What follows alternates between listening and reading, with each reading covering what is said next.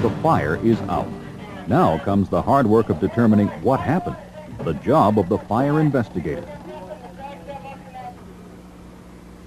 Fire investigation is a systematic examination of the facts related to a fire.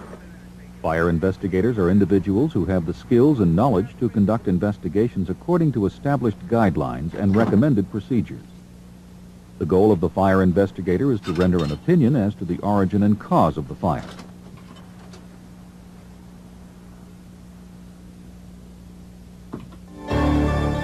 Fire investigation is a series of programs based on NFPA 921, Guide for Fire and Explosion Investigations, and NFPA 1033, Professional Qualifications for Fire Investigators. The program will examine the knowledge and skills required of fire investigators, describe the hazards of fire investigation and safety precautions, and look at the tools and equipment useful in fire investigation. The basic methodology used by fire investigators will be traced, and the importance of evidence and legal issues will be discussed. Among the fire investigator's principal responsibilities are the examination and evaluation of the fire scene. The goal of this inspection is to determine the area and the point of origin of the fire, the source of the heat of ignition, the material first ignited, and the activity that brought the heat of ignition and the materials together. In other words, what caused the fire. Investigators assess the subsequent progression, containment, and extinguishment of the fire, obtain information about the fire from pertinent sources, and maintain liaison with other professionals interested in the investigation. To meet these responsibilities, fire investigators should meet the job performance requirements of NFPA 1033, Professional Qualifications for Fire Investigators, and of NFPA 472, Standard for Professional Competence of Responders to Hazardous Materials Incidents. They should understand the recommendations of NFPA 921, Guide to Fire and Explosion Investigations. They should remain current with investigation methodology, fire protection technology, and current code requirements. Fire investigators must know the different types of building construction. They must understand fire ignition processes and the effects of fire on construction materials. They must know how fire behaves and how fire suppression activities affect fire spread.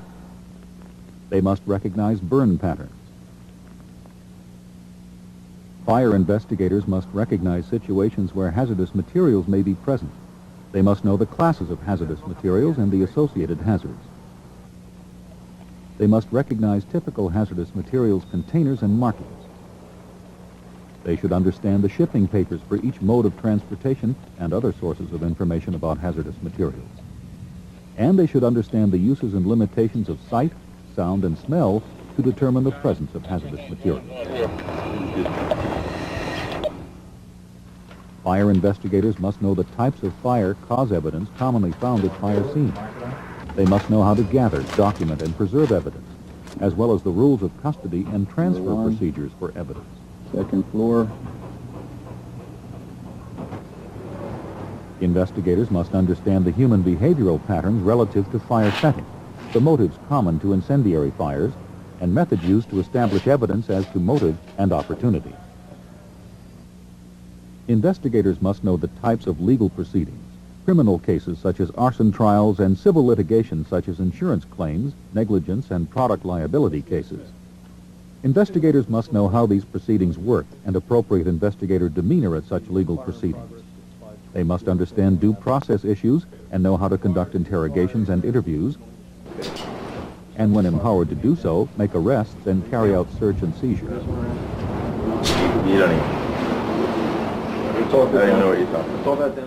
They must know how to obtain legal right of entry, understand the laws of trespass and invasion of privacy, and attorney-client privilege. With somebody at the time that they're accusing you of being at the scene. I was with my family. We were over at the park. Okay. Successful fire investigators have developed a range of skills. They have good powers of observation and strong listening skills. They have the ability to assess and correlate information and to express their findings in written and verbal presentations. At the fire scene by me, was placed in a container, has been locked in the arson evidence locker since that time until this morning, where I took it out and prepared this board for the prosecutor and for the court. Thank you. Also, fire investigators should know how to use a variety of documentation tools, including a 35mm camera, computer, video camera, and tape recorder. Receive ladder. Well, we're getting ready to go outside here, so just stand by another 2 to 3 minutes. Scene safety is related to structural damage and the status of fire suppression activity. If the fire is not extinguished, investigators must receive permission from the incident commander to enter the structure. We have the arson investigators on the scene. They'll need an escort into the fire area. Investigators should enter accompanied by fire suppression personnel and coordinate activities with firefighting operations. When the entry occurs soon after the fire is extinguished, investigators should be alert for a rekindle and be aware of the fastest or safest means of egress.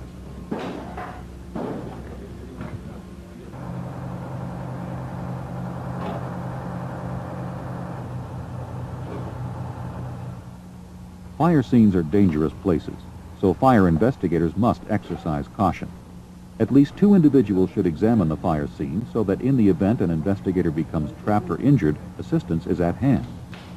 If it is impossible for an investigator to be accompanied, a responsible person should be notified of the investigator's location and expected time of return. The investigator should check in periodically to report status. Check on the portable radio. Appropriate personal protective clothing should be worn, including safety shoes or boots, gloves, safety helmet, and coveralls or turnout gear. Depending on the circumstances, eye protection, respiratory protection, and chemical protective clothing may be necessary. There we go.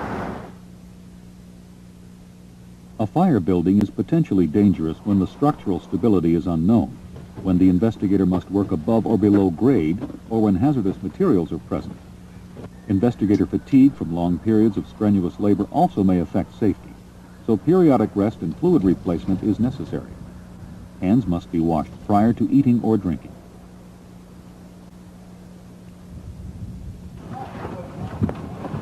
Before entering, investigators must make a careful assessment of the stability and safety of the structure. Help may be obtained from qualified structural experts. In dangerously weakened structures, provisions may be made for shoring up load-bearing walls, floors, ceilings, or roofs.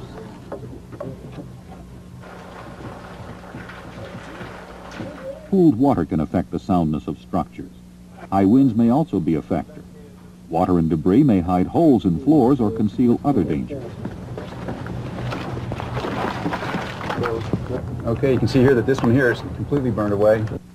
Investigators should learn if electric lines are energized. Contact with electricity can result in serious injury or death.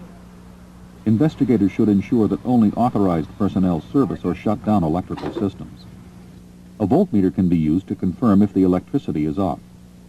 When electrical service has been disconnected, a tag or lock should be attached to the meter indicating that power has been shut off. Investigators must be alert for fallen electrical wires, antennas in contact with power lines, energized metal siding, and underground wiring. There may be other electrical services that have not been disconnected, or there may be an emergency generator which has become activated. An open neutral may create a hazard even if the power has been shut down. It is unsafe to enter a flooded basement if the electrical system is energized or to switch off energized electrical equipment while standing in water. Investigators should also determine if fuel lines and storage tanks are intact and do not present a hazard. Another safety concern is the fire scene atmosphere. Fires generate toxic gases. Pesticides and other chemicals can give off atmospheric contaminants when they burn. Some buildings may contain asbestos. There may be insufficient oxygen, ignitable gases or vapors, or toxic atmospheres present. Flammable atmospheres may be ignited by electrical arcs from flashlights, radios, cameras and flashes, and smoking materials. Testing with air monitoring equipment can determine if such hazards exist. If flammable gas or vapors are present, the building should be ventilated, then retested to determine if conditions are safe for entry.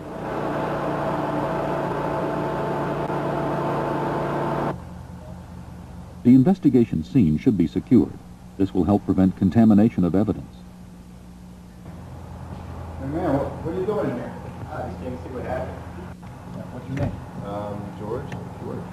Where did you come in? I came through the back. Was the back door open or was it? Yes, it was open. Unauthorized individuals found within the fire scene should be identified and questioned to determine if they have any knowledge of the fire or if they have disturbed the scene.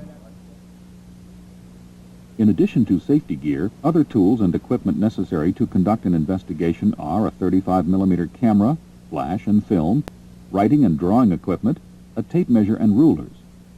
Hand tools include a shovel, broom, rake, axe, pry bar, claw hammer, hatchet, a penknife, pliers, wire cutters, tongs, tweezers, magnet, and screwdrivers. Evidence collection containers and labels, a tape recorder, and a laptop computer are other important equipment. In some investigations, special resources may be required. These might include hydrocarbon detectors, heavy equipment, and canine teams. Seek. Good girl, this will work. Seek. Show me. Show me what it is. Show me. Good girl. A fire investigation is a complex undertaking. To remain objective and systematic, the scientific method of inquiry is recommended. First, it is necessary to recognize the need. The second step is to define the problem. The next step is to collect data, then to analyze the data and develop a hypothesis. The final step is to test the hypothesis. This is how fire investigators apply the scientific method. A fire occurs. It is necessary to determine how and why the fire started, so similar incidents may be prevented in the future. Hi. Listen, I was looking at this fire report. This is the second job we've had in this place in the last 2 weeks. The primary goal of the investigation is the determination of the fire's origin and cause. Typically, a fire investigation begins when investigators receive the assignment. The investigators should plan their conduct of the investigation. I think we got to think about at least getting some heavy construction in there. Yeah, that's Some a good front-end idea. load. Captain Kupsky, please. Investigator Bell. Dave, Tom. What is to be accomplished? What resources are available? Will other agencies be participating in the investigation?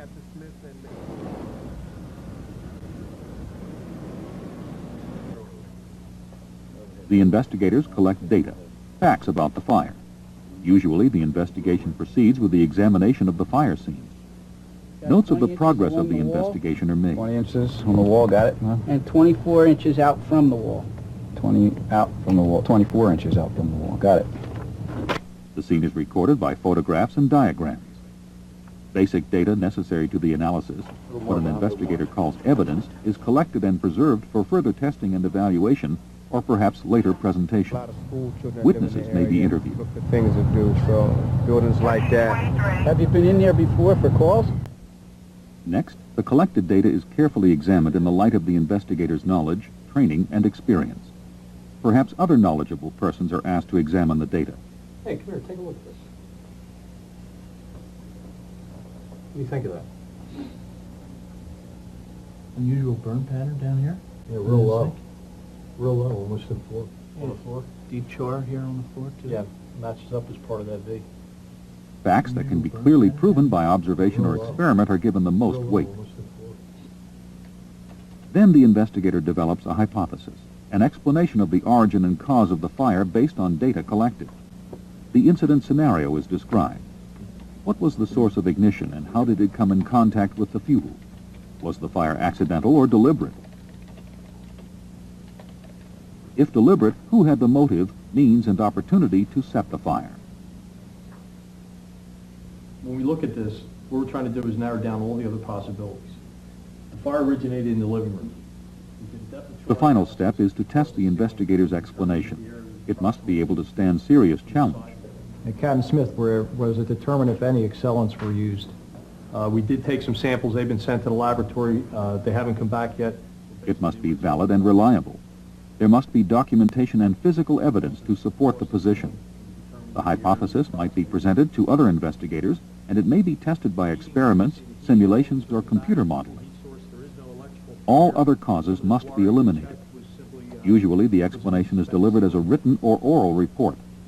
If the hypothesis cannot withstand testing, the investigator must collect more data and analyze existing data to develop a new hypothesis.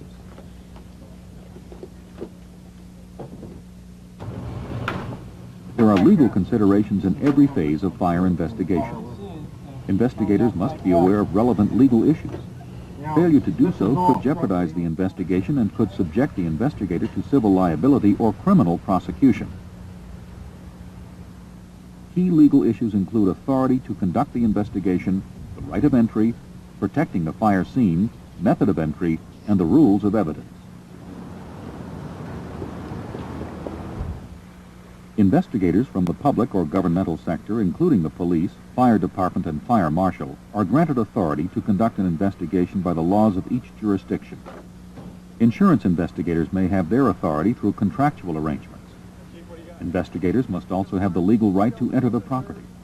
Illegal entry could result in charges for trespassing, breaking and entering, or obstructing justice. Our men are up there right now. It should be squared away and under control within a minute or two, and then it'll be safe for you to go up there and check it out. Okay, can you let them just limit the overhaul as much as possible? Once a legal right of entry has been established, investigators should notify the officer in charge of the scene who must authorize the entry. Investigators may need to take action to protect the scene. Some jurisdictions may mandate that a building involved in a fire be promptly demolished to avoid danger to the public. Premature demolition might deny investigators the opportunity to examine the scene. A court injunction can delay demolition. In the interest of the public good, fire departments have the legal authority to enter a property to extinguish a fire. As well, the fire department has an obligation to determine the origin and cause of the fire. We're right there. Mark your step.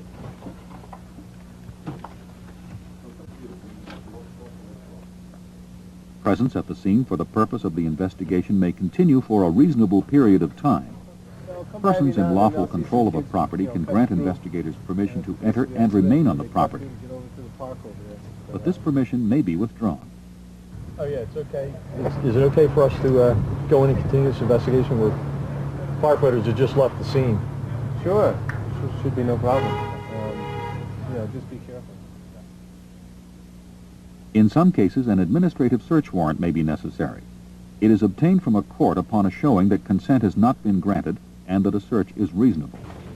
If during the search under the administrative search warrant evidence of a crime is discovered, the search should be stopped and a criminal search warrant obtained. To obtain a criminal search warrant, investigators must show probable cause that a crime has been committed. The warrant allows entry to search for and collect evidence of a crime. The application for the search warrant must include the purpose and scope of the search, the location, the party against whom the search is directed, the time in which the search is to be initiated and concluded, and the evidence that can be expected to be recovered. At a trial, the rules of evidence regulate the admissibility and the reliability of proof. A goal of every fire investigation is to produce reliable documents, samples, statements, information, and conclusions. In this photograph, why did you take that photograph? This photograph was taken as a part of the fire suppression operations. The rules of admissibility may differ with different types of evidence. Demonstrative evidence consists of objects, as distinguished from testimony of witnesses. Demonstrative evidence can be seen, touched, smelled, or heard. A faulty electrical appliance, a section of carpeting, or an empty gasoline can are examples of demonstrative evidence. Such evidence must be authenticated by witness identification or by establishing an unbroken chain of custody from the taking of the evidence from the fire scene to the exhibiting of it in the courtroom. Photographs and diagrams are illustrative forms of evidence. Generally, they become admissible when the investigator testifies that the illustrative evidence is a correct and accurate representation of facts personally observed by the investigator. The investigator need not be the photographer, but must know the facts represented. The investigator can then state whether the photographs correctly and accurately portray those facts. And photograph number 3. This also was taken by me at the date and time of the fire. Now notice you looked at... Documentary evidence may be such things as a fire investigator's report, investigator's notes, the fire incident report, or a written witness statement. Investigator Smith, in your opinion, what is the origin of the fire that... Testimonial evidence is that which is elicited from a The area witness. of origin was Investigators themselves are frequently called upon to give testimonial evidence regarding the scope, conduct, and results of their investigation. the delay device. used as ignition as a candle, which then ignited the trailing material to move it throughout. Again, this is your professional opinion. Yes, sir, it is. Number one, when was the last time you were in the building? A few days ago, about 2 or 3 days ago. Okay. In the United States, when an interview is conducted by a public sector fire investigator or any governmental entity, the witness has constitutional safeguards. Because criminal charges can be made as a result of a fire, prior to any custodial interrogation, investigators should ascertain whether they are required to inform witnesses of their rights under the Miranda rule. Unless these warnings are given, evidence obtained in an interrogation may not be admissible. Private sector investigators are not required to give the Miranda warning. If there is any doubt in the mind of the investigator as to whether the witness is being questioned in a custodial setting, the witness should be given the warning. Okay, you have the right to remain silent. Any statement you make can be used as evidence against you in a court of law. You have the right to the presence of an attorney. If you cannot afford an attorney, one will be appointed for you if you so desire. You understand these rights? I have a couple witnesses that saw you back there in the dumpster yesterday. I wasn't at any dumpster. Okay, do me a favor. Turn around. Put your hands behind your head. Being arrested on charge of arson. Move forward. Turn around. You guys are way wrong on this one. Way wrong.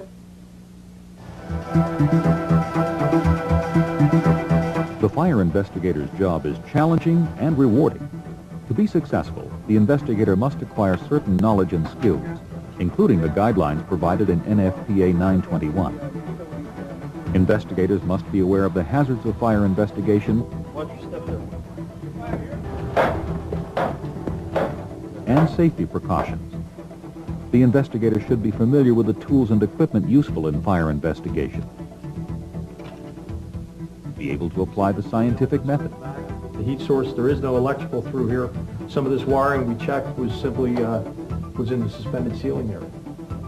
And be aware of the legal issues that pertain to fire investigation. Inspector Schmidt, how would you be able to identify